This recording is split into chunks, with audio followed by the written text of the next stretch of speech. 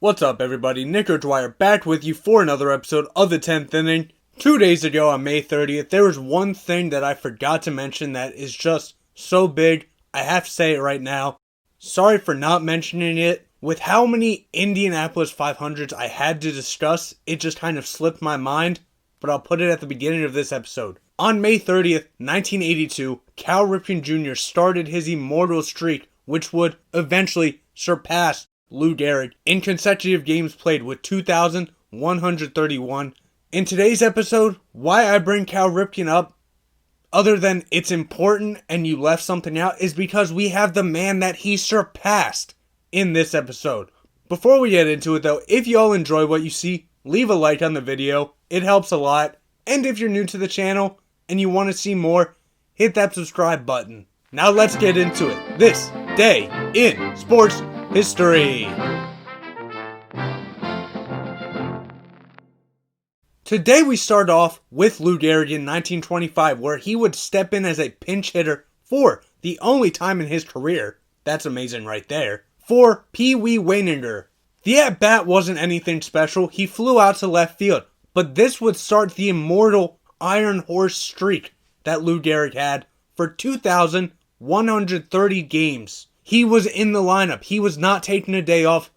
Sadly, we all know what actually ended up being the end cause for him, why he had to end up getting taken out of the lineup in his final days. But this streak is right up there with DiMaggio's 56-game streak, Wilt Chamberlain's 100 points, Wayne Gretzky's point record in the NHL.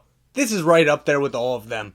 One of the craziest records someone will ever have, now that's been broken, but no one will ever surpass Gehrig or Ripken ever again, because that's not the way the game is played.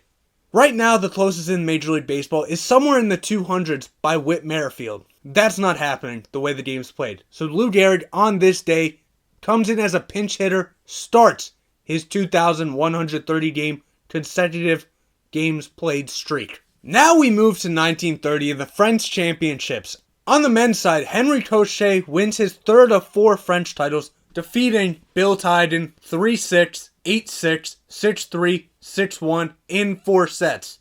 Overall in Cochet's career, he would win 7 total majors, this being the third. Then on the women's side, Helen Wills Moody defeated Helen Jacobs 6-2, 6-1, winning her third straight French championship. She would win 4 French championships. Overall, Moody has 19 major titles. Sticking with the French Championship, we move to 1936. On the men's side, Gottfried von Crom wins his second French title, defeating Fred Perry 6-0, 2-6, 6-2, 6-0. This would be the last major title for von Crom. Then on the women's side, Hildy Sperlin defeated Simone Matthew 6-3, 6-4 for her second of 3 straight French titles. And those 3 French titles, those would be the only 3 major championships of her single career. A year later in Major League Baseball, White Sox pitcher Bill Dietrich no-hit the St. Louis Browns in a game which they won 8-0. Dietrich, 9 innings pitched, 2 walks allowed, 5 strikeouts. This came 2 days after Dietrich had the worst start of his career, where he ended up giving up 10 earned runs. He went from having the worst start of his career to having the best start of his career. 2 years later, we have 2 feats that involve Major League Baseball stadiums in some way. First, we have an MLB night game that takes place in Philadelphia. Philadelphia was one of the 2 original MLB teams that took place in the inaugural night game in Cincinnati. This time, though, would be their time to have the home game. They would go up against the Pittsburgh Pirates. They ended up losing 5-2, but history took place. Then we moved north to New York, in which the first televised boxing match took place in Yankee Stadium between Max Baer and Lou Nova. Nova won this fight by technical knockout in the 11th round. Sticking with Major League Baseball, 2 years after that, Mel Ott hit his 400th career home run, as well as scoring his 1,500th career run. Ott would hit it off Monte Pearson in the bottom of the 3rd inning, becoming the first National League player to get it. Obviously, Babe Ruth would get it in the American League, but Ott becoming the first National League player to do it. Then we move right back to the French Championships in 1952.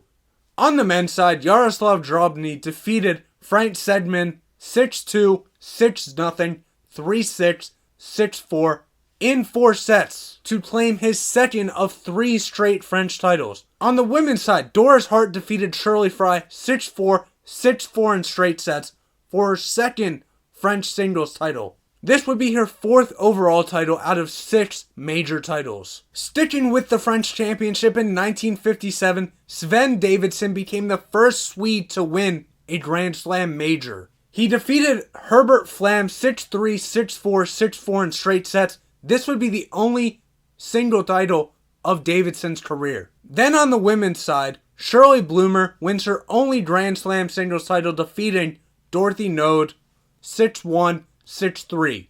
In 1975 at the LPGA Championship at Pine Ridge Golf Course, Kathy Whitworth wins her 3rd LPGA Championship by 1 stroke over Sandra Haney. Also in 1975, California Angels pitcher Nolan Ryan gets his 100th career victory in a no-hitter.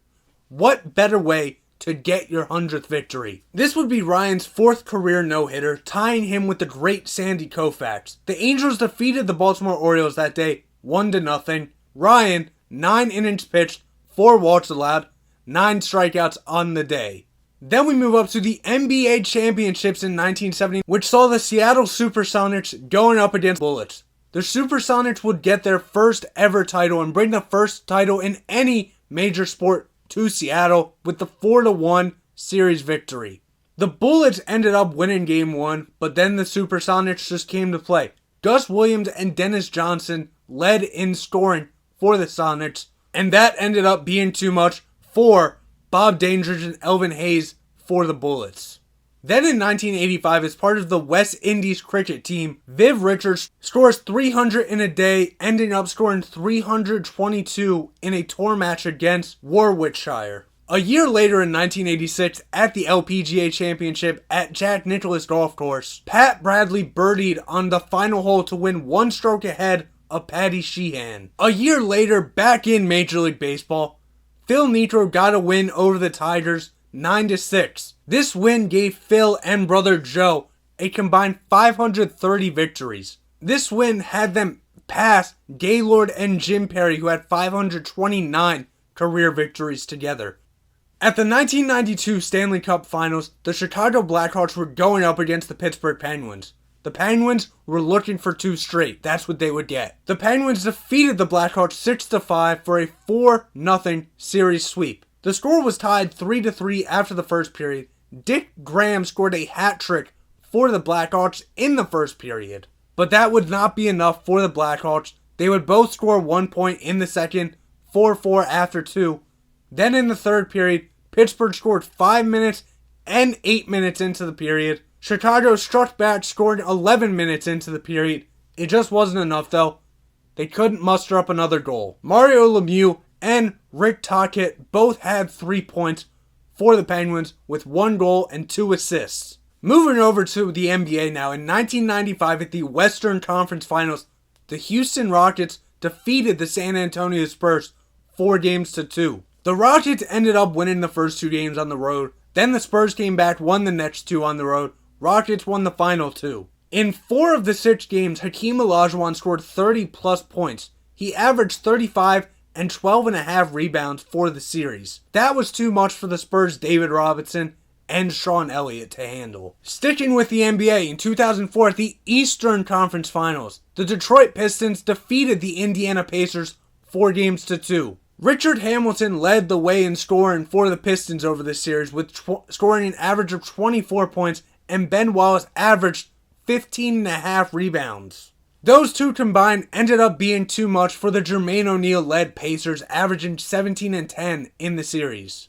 Move up 4 years in 2008, we get the IPL Cricket Final, which saw the Rajasthan Royals winning over the Chennai Super Kings by 3 wickets. Then we go back to Major League Baseball. In 2012, Major League Baseball saw one of its greatest what-if stories throw their first career no-hitter. Johan Santana, playing for the Mets, defeated the Cardinals 8-0, and he no-hit the Cardinals. This would be one of the most controversial no-hitters of all time, as one of the Cardinals hitters actually hit a fair ball that the umpire judged to be foul ball. He didn't see the chalk come up. Therefore, it was able to keep the no-hitter intact for Santana. Obviously was a blown call, but Johan Santana still officially got the no-hitter credited to him. 2 years later, we go right back to the IPL cricket final, which saw the Kolkata Knight Riders defeating the Kings by 3 wickets. Finally, in 2019, we had 2 events going on.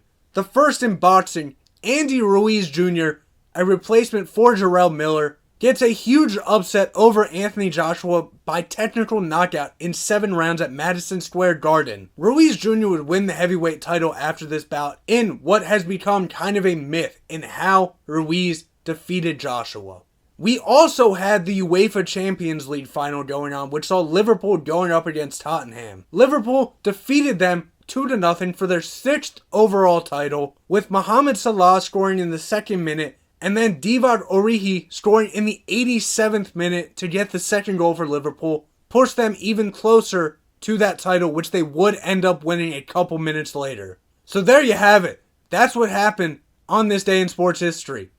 Let me know down in the comment section if I left anything out. I just want to put a little message out there. Right now is a very trying time for everyone. If you need help due to mental health, call somebody. There are places out there, people out there who will listen to you. Mental health is not an issue to be taken lightly. Know many people are in the same state as you right now, and one simple phone call could help that. I'll be right back with you tomorrow for another episode of This Day in Sports History. For Nick Dwyer and the 10th inning, see ya.